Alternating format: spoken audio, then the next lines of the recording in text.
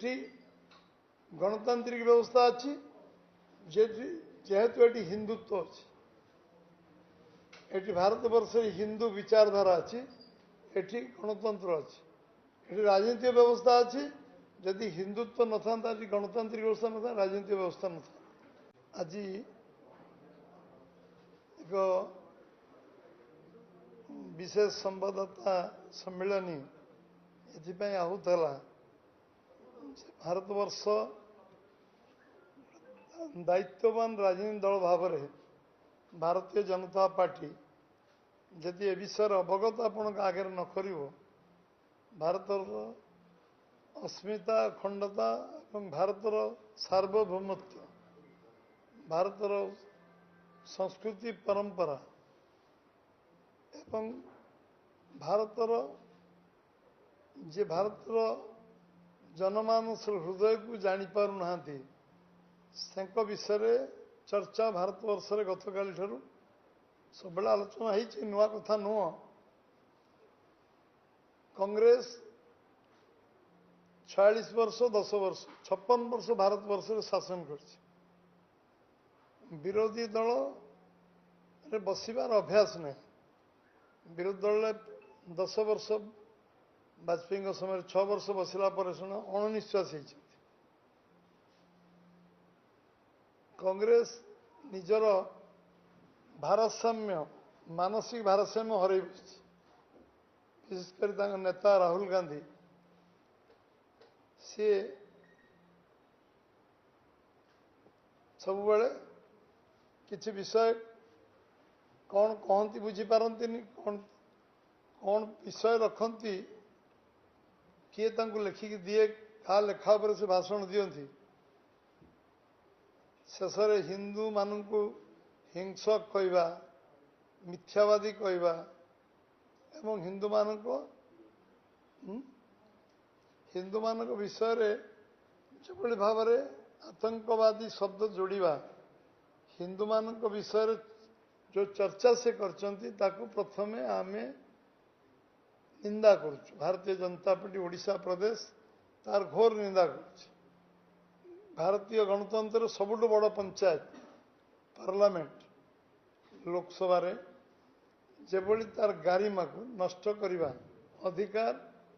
କୌଣସି ବ୍ୟକ୍ତି ବିଶେଷ ନାହିଁ। ଯେତେ ସର୍ବୋଚ୍ଚ ପଦପଦବୀ ଗଲେ ବି କେହି ଗାରିମା ନଷ୍ଟ କରିବା ଉଚିତ ନୁହେଁ। ହିନ୍ଦୁତ୍ୱ ବିଷୟରେ ସୁପ୍ରିମକୋର୍ଟଙ୍କ ଜଜମେଣ୍ଟ ବହୁବାର ହେଇଛି। ହିନ୍ଦୁ ଇଏ ଗୋଟେ ଜୀବନଧାରା, ସୁପ୍ରିମକୋର୍ଟ କହିଛନ୍ତି ଗୋଟେ ୱେ ଅଫ୍ ଲାଇଫ୍। ଭାରତରେ ପାକିସ୍ତାନରେ ଯଦି ଚର୍ଚ୍ଚା କେବେ ପାର୍ଲାମେଣ୍ଟରେ ହୁଏ, ସାଧାରଣ ହୁଏ, ଟିଭିରେ ଆମେ ସମସ୍ତେ ସାମ୍ବାଦିକ ଭାଇମାନେ ଶୁଣୁଥିବା ସାମ୍ବାଦିକମାନେ କହୁଥିବା ଭାରତ କୁହନ୍ତିନି, ହିନ୍ଦୁସ୍ତାନ ବୋଲି କହନ୍ତି। ଆମ ପରିଚୟ ସିନ୍ଧୁ ନଦୀର ଅବବାହିକାରେ ଯେଉଁମାନେ ଅଛନ୍ତି ତାଙ୍କୁ ହିନ୍ଦୁ ବୋଲି କୁହାଯାଏ। ଆମେ ଅଖଣ୍ଡ ଭାରତର ସ୍ୱପ୍ନ ଯେଉଁ ଦେଖିବା ଲୋକ, ଯିଏକି ଅରବିନ୍ଦ ଘୋଷ, ସେ ବିଜେପିରେ ନଥିଲେ, ଜନସଂଘ ନଥିଲେ, ଅଖଣ୍ଡ ଭାରତର ସ୍ୱପ୍ନ ଦେଖୁଥିଲେ। ସେ ଆଜି ନେତାଜୀ ଯେତେବେଳେ ସଂଗ୍ରାମ କରୁଥିଲେ, ସେ ଅଖଣ୍ଡ ଭାରତ ପାଇଁ ଲଢ଼ୁଥିଲେ ଇଂରେଜଙ୍କ ବିରୁଦ୍ଧରେ। ଯୁଗ ଯୁଗରୁ ଯେଉଁମାନେ ଆମ ପାଇଁ ଲଢ଼ିଛନ୍ତି, ଯେଉଁମାନେ ସେ ରାଷ୍ଟ୍ରୀୟ ଆନ୍ଦୋଳନରେ ଯୋଗ ଦେଇଥିଲେ, ସମସ୍ତେ ଇଏ ହିନ୍ଦୁସ୍ତାନ ପାଇଁ ଲଢ଼ୁଥିଲେ, ହିନ୍ଦୁଙ୍କ ପାଇଁ ଲଢ଼ୁଥିଲେ, ହିନ୍ଦୁର ବିଚାରଧାରା ପାଇଁ ଲଢ଼ୁଥିଲେ, ହିନ୍ଦୁର ଜୀବନଧାରା ପାଇଁ ଲଢ଼ୁଥିଲେ। ହିନ୍ଦୁମାନେ ଯଦି ହିଂସ, ରାହୁଲ ଗାନ୍ଧୀ ତା ଦେହରୁ ବଞ୍ଚିବେ କେମିତି? ସେ ବି ଜଣେ ହିଂସ, ମିଥ୍ୟାବାଦୀ, ଆତଙ୍କବାଦୀ। ସେ ଜଣେ ଏଭଳି ବ୍ୟବହାର, କଥାବାର୍ତ୍ତା କରିବା ପାର୍ଲାମେଣ୍ଟର ସଦସ୍ୟ ଭାବରେ ନୁହେଁ, କେବଳ ବିରୋଧୀ ଦଳ ନେତା ଭାବରେ କହିବା ଏବଂ ଯେଭଳି ଭାବରେ କାଲି ପ୍ରଦର୍ଶନ ହେଲା, 140 କୋଟି ଲୋକଙ୍କର ହୃଦୟକୁ ଆଘାତ ଦେଇଛି। ଏବଂ ସେ ବାବଦରେ ଓଡ଼ିଶା ବିଜେପିର ମତ କେବଳ ଆମେ ରଖୁନୁ, ଓଡ଼ିଶାର 4.5 କୋଟି ଲୋକଙ୍କ ମନରେ ମଧ୍ୟ ଆଘାତ ହେଇଛି। ଜଣେ ଦାୟିତ୍ୱହୀନ ବ୍ୟକ୍ତି ଭାବରେ ଯେଭଳି ଭାବରେ ସିଏ କାଲି କହିଲେ, ଏଠି ଗଣତାନ୍ତ୍ରିକ ବ୍ୟବସ୍ଥା ଅଛି, ଯେହେତୁ ଏଠି ହିନ୍ଦୁତ୍ୱ ଅଛି, ଏଠି ଭାରତବର୍ଷରେ ହିନ୍ଦୁ ବିଚାରଧାରା ଅଛି, ଏଠି ଗଣତନ୍ତ୍ର ଅଛି, ଏଠି ରାଜନୈତିକ ବ୍ୟବସ୍ଥା ଅଛି। ଯଦି ହିନ୍ଦୁତ୍ୱ ନଥାନ୍ତା, ଆଜି ଗଣତାନ୍ତ୍ରିକ ବ୍ୟବସ୍ଥା ନଥାନ୍ତା, ରାଜନୈତିକ ବ୍ୟବସ୍ଥା ନଥାନ୍ତା। ए विषय क्या बुझेवा आवश्यकता नहीं समस्ते आम बुझी अन्य देश मान आम लक्ष्य कर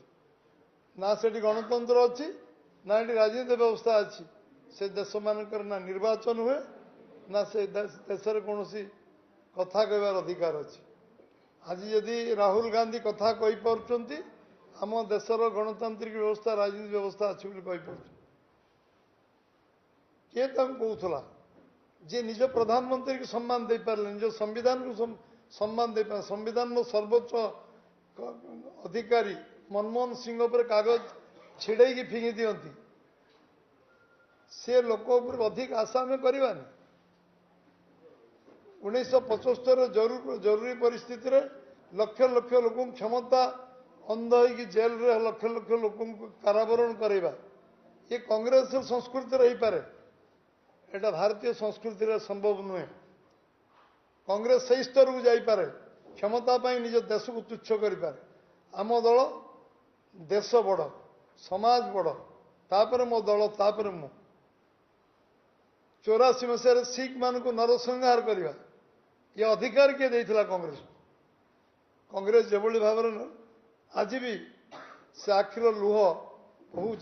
सिख भाई मान भीतर जो भाई अन्याय भाव जो मैंने निरीह सिख मान अत्याचार है कांग्रेस गुंडा माने जो तांडव लीला कले आतंकराज कले सी कौन आतंकवाद हिंदू मान कह कांग्रेस निजर शिष्टाचार भूली निजर क्षमता अंध हो कांग्रेस कौन कर विगत दिन मान आम देखु आज कांग्रेस कहीं ओडार लोप पाईगला आज भारत वर्ष विरोधी दल नेता दुई दुई थर हो पारे तीन टा निर्वाचन रे जति सीट पाई कांग्रेस बीजेपी यही थर निर्वाचन रे जति सीट पाई ताठू कम सीट कांग्रेस पाई दीटा निर्वाचन में 50 100 कर पारे एथर 99 कर 240 पाई कांग्रेस आत्मसमीक्षा करवा उचित आम कहीं अवस्था अच्छु आम तो 303 देखिलु आम 282 देखीचु कांग्रेस 425 थे आम 2 थिलु कांग्रेस आत्मसमीक्षा करू आत्मविश्लेषण करू जे कहीं आम 425 रु आज अवस्था पहुंचीचु लोकसभा आचरण उच्चारण निजर व्यवहार एवं कांग्रेस एकछत्रवादी मनोभाव लोकों को तुच्छ मन करवा परिवारवाद को उत्साहित करवा एवं कांग्रेस जो व्यवहार आचार संपर्क हाई हैंडेडनेस देश किसी देश बिक्री हो जाऊ जे चीन को प्रशंसा कर राहुल गांधी केते निंदा कले कम हम केते निंदा कले भी कम हम शब्द जे पाकिस्तान को प्रशंसा करते से दल विषय जिते चर्चा कले आवश्यकता नहीं आम आम आम निज मुह खराब कह आज कांग्रेस गोटे सी घृण्य कौच घृणा कौच लोक मैंने विचार करेंगे कांग्रेस को घृणा करेंगे कौन गोटे राजनीतिक दल भाव में मु परामर्श देवी कांग्रेस निजर बुद्धि विवेक सबको आउ थर आत्मसमीक्षा कर सीनियर लीडर मैंने राहुल गांधी को बुझेगा उचित था जी हूँ पार्लियामेंट गारिमा को नष्ट कर अधिकार का पार्लियामेंट गारिमा सर्वोपरि आम गणतांत्रिक व्यवस्था आमर आदर्शगत लड़े हो पारे क्या सहित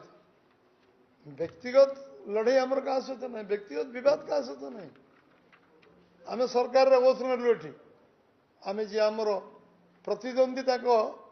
नेता को जी विरोधी दल नेता होती आम निमंत्रण करने को घर गली मु 15 वर्ष भितर के सहित फोन में कथा नी 15 वर्ष भर देखी नी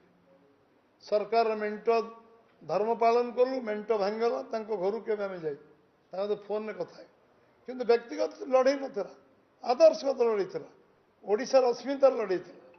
ओडिशार लोक मान लड़े भारत वर्ष लोक भारतीय जनता पार्टी लड़े भारत वर्षर कई जड़े आंगुली निर्देश करें मो नेता अटल बिहारी वाजपेयी भारत वर्षर राष्ट्रीयता बाबद कई आखि आंगुली देखे पारे जे देशभक्ति जातीयतावाद नरेंद्र भाई मोदी को यशस्वी प्रधानमंत्री की आंगुली देखई पारे देशभक्ति बाबद